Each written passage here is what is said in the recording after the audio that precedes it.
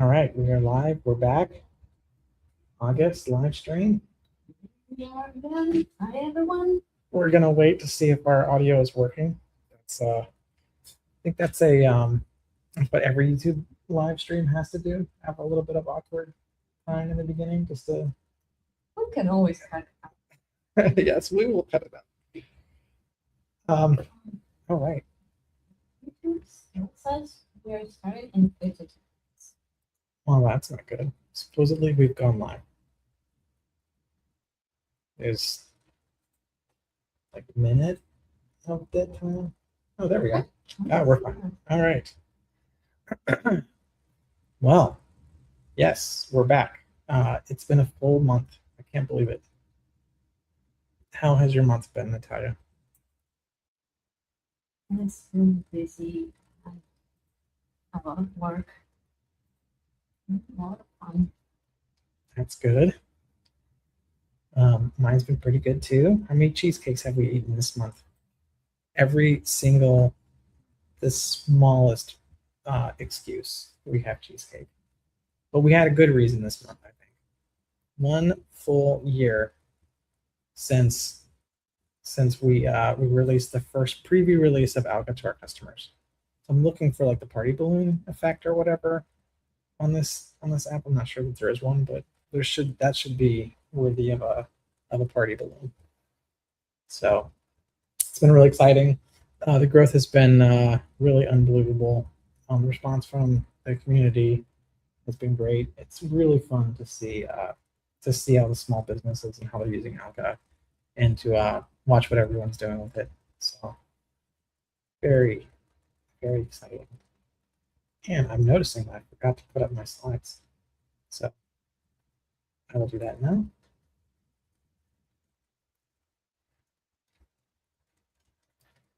It's raining out there.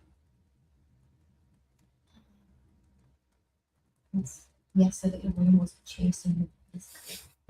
As soon as I stopped, traffic light, it catches up. And then I really stopped.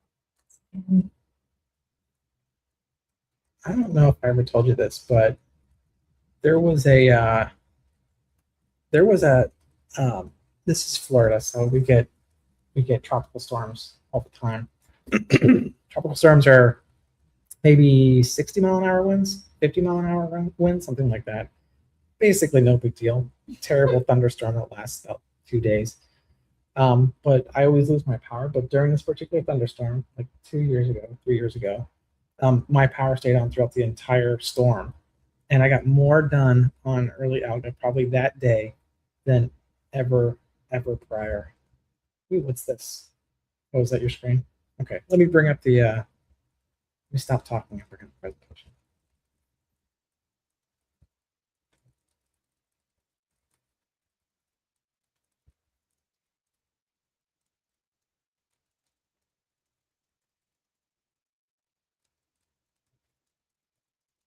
Since July 31st.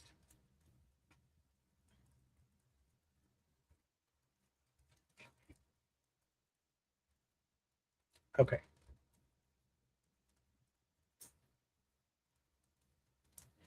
Okay, that's processing. Yeah, every time the power goes out, my next door neighbor's generator kicks in, and I have massive jealousy. Okay, so I believe this is the latest slide. Let me peek through here. Give everyone a sneak preview. Yeah. Okay. All right. Now that I've let all the secrets go. All right. So, yep, this is what we have done in the last 4 weeks, give or take.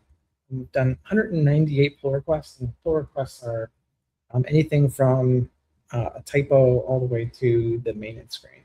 So some of those are really huge, some of those are relatively small, but 198 is a big number either way you look at it, and so we've done quite a bit in the last 4 weeks.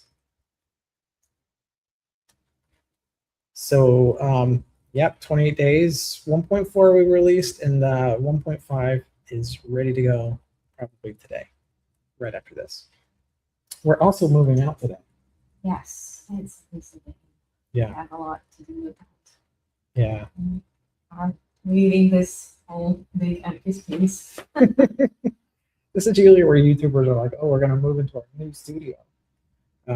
That's not quite that grandiose, but we are definitely relocating out of this spot. All right. So yeah, so this is basically the timeline. So July 31st was our last live stream, just prior to that, and we shipped 1.4 on August 5th.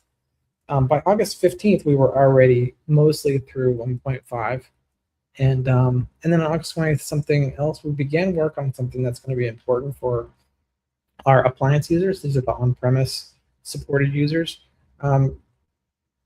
We have a remote support feature where if you go into your setup user interface, you can turn support on for us for a given period of time, 4 hours, 8 hours, whatever is appropriate for the ticket.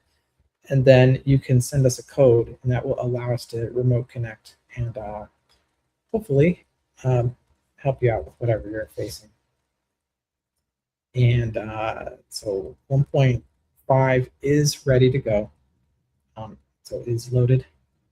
One of the things that we did in 1.5 that is one of the big themes is more ways to take money and spend money from your clients. So that's prepaid hours, alerts on when the prepaid hours and credits are running low, reporting for that, and also sub accounts, which is pretty interesting. Okay, so clients can prepay hours now. This is new, and it works very similar to the way credits work. They can buy a prepaid block of time, say 10 hours, over the period of months or less time. The work that you do for that client will burn down those hours. You can buy multiple stacks of hours and kind of do the appropriate thing where the oldest hours are used up first. Newer ones are used later. And so you can configure them in a lot of different ways.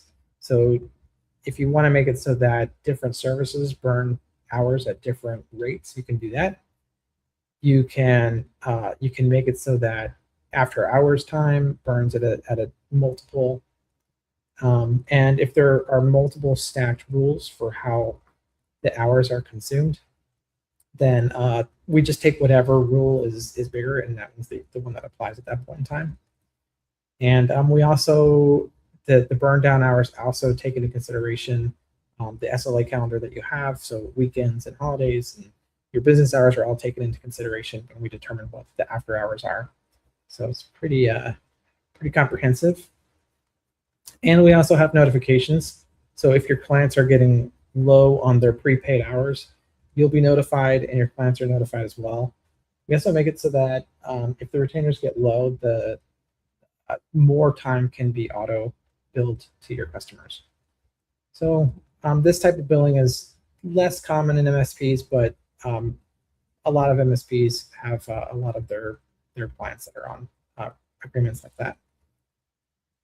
And then we have full reporting for it too. So you can see what you owe as far as hours are concerned.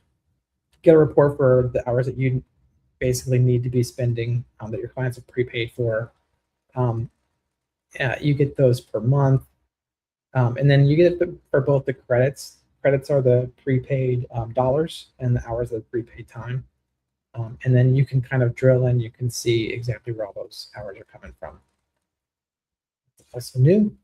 Oh, and this one is pretty cool. So we had some requests from multiple clients where they're working with companies that have multiple divisions. And then each of the different departments or sub-companies need different types of billing. So some good examples are there may be one overlying franchise owner with multiple locations. Each of the locations may have different taxation rules, different bill to addresses. It really isn't proper to put all of them in as separate companies because they are one organization. Another example are churches. So churches have, if you're doing work for the church, that in many jurisdictions is tax exempt, but then they may have snack shop or a bookstore, or different portions of the company that are taxable. So if you're doing work for that entity, that needs to be taxed. If you're doing work for the nonprofit, then taxation is handled differently. So now we actually support that. We have hierarchies of companies. Each of them get their own location, and then when you're doing work against a company, you have an opportunity to choose the location as well. Errors not tidying. So Probably a never-ending journey. Every time we think, oh, we've done a huge sweep on those errors, there's another mysterious. I think that I think there's more to it than just this too. Didn't you do like multilingual conversion for every error in the system? Yes, each error has its code.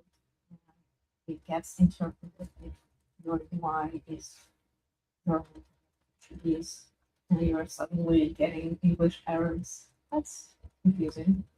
At home. Or most of them are translated now. Yeah, a lot of the errors that we had before, it would give you some very, it would say, oh, this is a secret. We're not going to tell you what it is. But then when we actually looked in the logs and we determined what it was, it might have been, oh,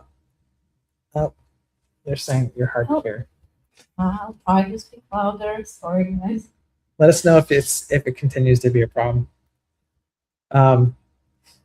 So yeah, so the prior to this, the invoice, the errors would say something like, oh, there's a secret. We're not showing you the error. It's on the client side, but then, or it's on the server only. But then when we looked at the error, it would be like, this default name is not filled in, or something that we should have shown the customer instead. So here's some examples. Yeah.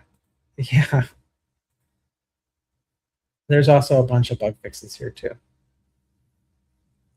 Perfect. Okay. Yes, keep going. This is another one of these bug fixes that kind of caused us a lot of confusion, but over time, everything gets a bit better. So prior, when we were processing invoices that were arriving as emails, if there was a problem during the processing and it stopped halfway, that email may get lost. Now we actually pick back up, we see the emails that haven't been processed, we go through them, we process them. There's no duplicates, it's processed correctly. This is kind of just like just operational maturity over time. As you get a lot of experience, all these corner cases, get these all cleaned up, and so we're continuing to do that. Also, one of the things that we heard customers say is that if there's a lot of reasons why email might stop processing. You may have a permission issue on the Microsoft side. Any number of things can happen. So many sides involved and so many third parties. Some certificate expired, some OAS fell off. Yeah, unfortunately. Long sigh. Trying to connect all those pieces and make them traceable as easy as possible.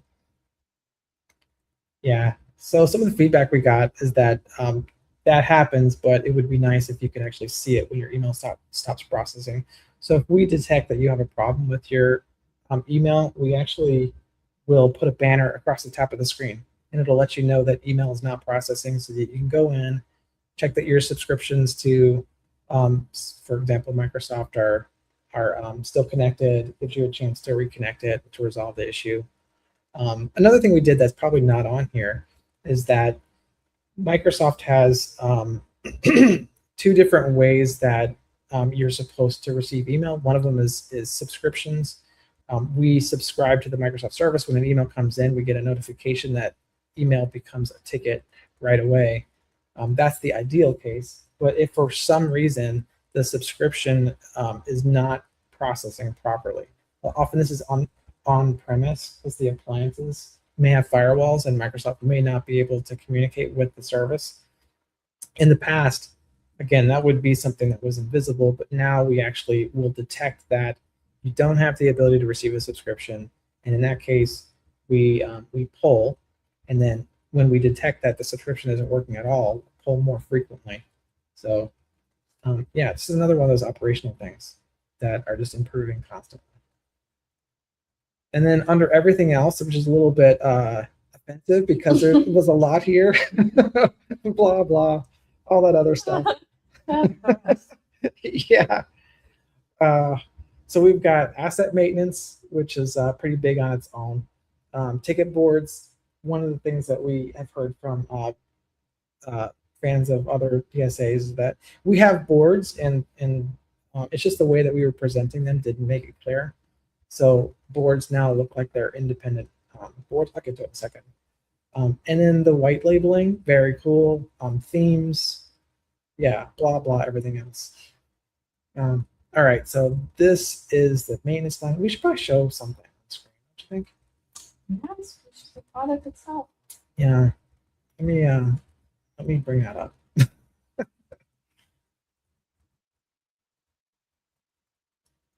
Okay, I think I have the ability to show maintenance plans. They require a lot of data, but let me see what I've got. So I will share my window here.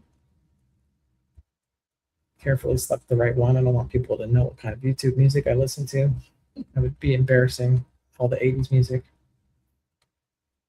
Is my screen? Oh wait, let me bring it up. No, you're still showing the presentation. Okay. Here we go. I will remove that. Add this. Okay. Well. Okay. All right. So yes, assets have a secret maintenance screen now. Hopefully that's it. Yeah. So this will allow you to take the assets that you manage for your customers, be they servers, workstations, or anything else, and you can define the maintenance schedule that you have an agreement with your customer to perform, and we keep track of all the maintenance. We keep track of the timeline so that you can see what's happened over time. It can auto assign a technician to go and perform the maintenance, and you can look at the different work that you have both on a calendar view and as a timeline of upcoming work that needs to be done. And then when there is maintenance, you can mark it as done. You can create a ticket for the maintenance that you have to do. You can skip it. Probably not great to do that often. You can also pause it so that if you pause maintenance, maybe it's something else has happened, and then you unpause it. We'll pick it right back up, and we'll keep track of it for you, so that you don't lose those opportunities to do that. And then across the top here, we give you a list of statistics that maybe need your attention, the maintenance stuff that you have that's coming up, and maybe things that are overdue. So that is that's the entire new maintenance section. It's pretty cool. Let's see. Looks like your music reference got more attention than the maintenance. Yes. The presentation now switches completely over to a different topic. Yeah, that's a different live stream. We'll do that one next. Natalia probably won't show up for that one. Okay, also as part of this, we now sync on a schedule with RMM. That's important too. Awesome. Here's the board thing I was talking about. I'll share my screen after this, but now the boards actually show as tabs across. And then all the different boards have their own settings too. So you can set a tab to be the default tab for the entire system. Maybe it's support, but what we had prior was all the boards. So you have a lot of different types of work that was all mixed together. But now you can have a specific board be your default board. And then if you set different filters and you set different sort options. Even for this one, we have the ability to reorder the columns, which is kind of special on the board. All those settings are held for that board. So for different boards, you may want different types of sorting. For instance, you may want to see the oldest tickets in one board. You may want to see the newest on another. And I'm going to show it. Oh, also this is another one of those things where it's like, oh yeah, and also, by the way, here's some other stuff too, hidden down here. A lot of work is going on around tickets. Yeah. Always. Yeah, one really cool thing is the scheduled responses. So for the purposes of SLA, it's important that when you close a ticket, timer stops immediately when you close a ticket. But for the purposes of notifying your customer, maybe it's 2 a.m. and you don't want to send notification emails at that point in time, or maybe you don't want them to know you were working at 2 a.m. or whatever it is. We don't judge here. You can set the notification to go out on a scheduled time. So I'll share my screen. I'll show you. Okay. So tickets, the boards are across the top now. And that's pretty cool. Then you have the ability to change the view here. And this is how you can change the different columns. You can change the column visibility and the orderings. You can change how dense you want the board to show. So some of them you might pack in a ton of tickets on one screen, and then on others you may not. And these different settings are saved for that board. So like I said, different boards can have different settings. And then for the responses, for the responses, when you add a response here, you can click schedule and you can actually schedule. This is just like I was saying before, this is so that the notification goes out at a particular time. And also in the client portal, the comment will not show in the client portal until the scheduled time. So it's kind of like a publish on a schedule. And I think that you wrote about that in your blog, didn't you? Like these are the kinds of things that you find just when you have a PSA that has a bunch of users and you're seeing how everyone uses the system. Yeah, one client has time zone difference for their clients, needs to someone might be already asleep. Yeah. We're gonna hear about it first thing in the morning. Yep. That's especially the case for us. We've got Alga users all over the world. It's pretty humbling. And then here's something that's very cool, and probably deserves way more time in this presentation, but we have a lot more portal customization options and MSP customization options. We definitely should have made this a bigger part of this presentation because we have had this request from a ton of different clients. And we heard. So this is the ability for you to customize your PSA to look exactly the way you want. So you can put your own branding in there. You can put your own logo at the top. Yeah, it was. You can even put 2 logos, one for light mode and for dark mode. Yeah, very cool. Yeah, we had some customers where their logos were disappearing because they were just almost black on transparent background, and on our side panel it's invisible. We're getting good feedback on that too. So yeah, so that's huge. That's probably the number one request from customers. You should show that, Natalia. I'm going to put you on the screen.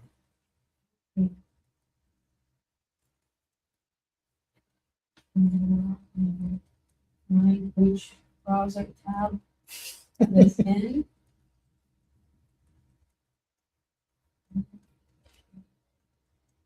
Oh, that's pretty cool. We have 9 themes that are predefined is what it applies to the whole term. If you want to make some tweaks, you have control of most colors. And you see it covers on top example what exactly you are modifying. That's pretty cool. Differentiate your exact brand color. Apply it. And upload logos that would go to the side panel. And go to the client portal. Apply the same thing. And how do I share client portal now? Yeah, it basically just flips all those settings over by default, but you can also make it so that they have its own different branding too. Client portal can have independent branding. While you're pulling up the client portal, you want me to go on it and then come back and shop? Or do you think you got it?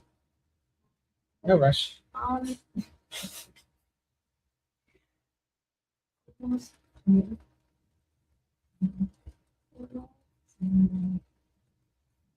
Oh, what happened?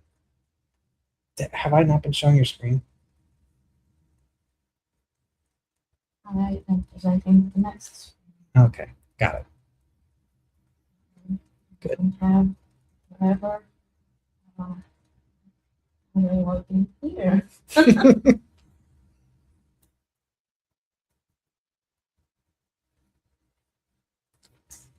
Yeah, very cool. All branding, all the backgrounds, everything.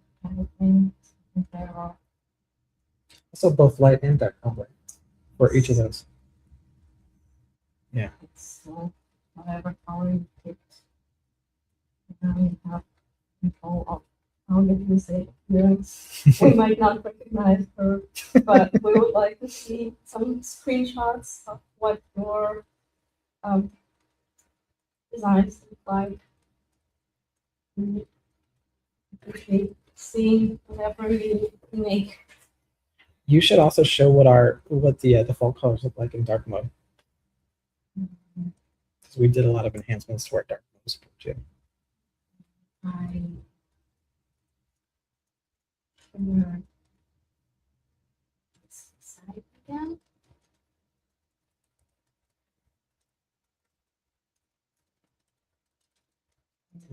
Here you are. So the default Alga theme became a little bit more purple now instead of our brand colors. This is back to the synthwave 80s look. Something from Oh, Vice. yes, there is something. Very nice. And one more thing that I like very much is this high contrast. Oh yeah. To its screen. Oh, Now all the tables get this defined look. I love the brutal appearance of this in light mode. This is one of my favorites in light mode. Yeah, it's that's cool. just one accent color that would make a big difference Mhm. when you get all the define just one button color, something bright changes the whole view. Purple is probably the one you should go for. Of course. Yeah, this kind of reminds me of working on like an old Mac. It has that retro feel. Or you're looking at like a newspaper, a piece of paper. It's very dynamic paper. I really like this thing. All right. Okay, good. I'm glad that the themes got there too on this presentation. All right. And speaking of things that take a bunch of time and actually are really really valuable for people, but only get one little tiny slot on our slide. the multilingual templates are really cool. We've had the ability to make templates that are different languages for many releases now, but now it'll take your client's language, and we make sure that when we send out notifications to the client that we're sending the appropriate language template for that client and not just your system defaults. You can, when working on invoice or quote, you can preview it in your client's language, make sure that it's the right one. When you send it to the client, you know that it's according to your client's preferences. And then the knowledge base, there was an import process before, but it wasn't bringing in images. So now that has higher fidelity. It brings in all the images. That's pretty good too. Now we have a full password system built into Alga. It's pluggable, so we have our own password system, and then also you can use Hoodoo if that's something that you've or future providers in the future. But the one that we have now that's built into Alga, the passwords go into an encrypted vault. It uses a product called Vault on our side.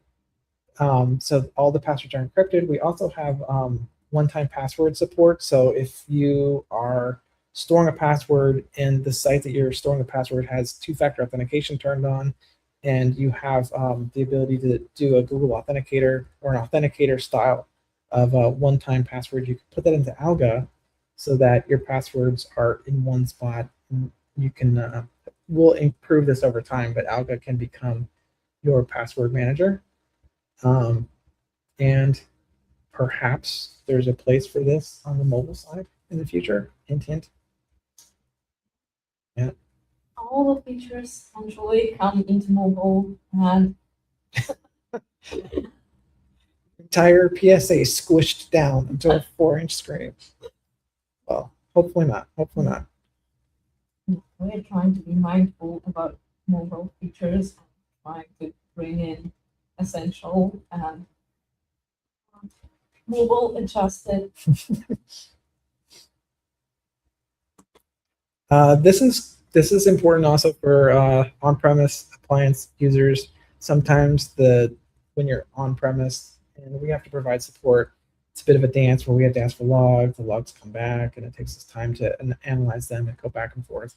We have the option for people who want that for remote support now. And the way it works, again, is that you can send us a code, and you can give us a certain number of hours that we have access to your remote access to your appliance, and then we can go in there. We can look at the logs ourselves, and we can send updates. We can reboot the host and that sort of thing. And then everything is recorded as well. So everything that we do, there's a session recording. We keep the session recording over time. These sorts of things are important for our clients that have SOC 2 compliance. It's important that everything that's done on that machine is both recorded and kept over a period of time for that purpose. You can also kick us out if you want to. Not sure why anyone would want to, but you can if you choose to. And that is it. There's more. I know there's more, but all good things have to come to an end. That was 1.5. We are shipping that today. It's going to be a quiet thing. It's going to go out today, and then we'll do the big hoopla next week, and we'll do all the social media marketing. But the portal work, the themes. Yes, all the features are becoming available as soon as we deploy and release and refreshing screens and get ready. I know everyone's going to be refreshing constantly throughout the day. Yeah. All right, so that's it for us. If anyone has any questions, then you can drop them in the comments. If not, this was great. Thank you for the feedback. We're excited about this stuff too. You can't even imagine. We love seeing feedback. So So that's it. I guess we're going to be moving out here now. So any final thoughts at that? Oh, That's about it. yes. I feel the same way. All right. Okay, see you in a month. Bye, everyone. Bye.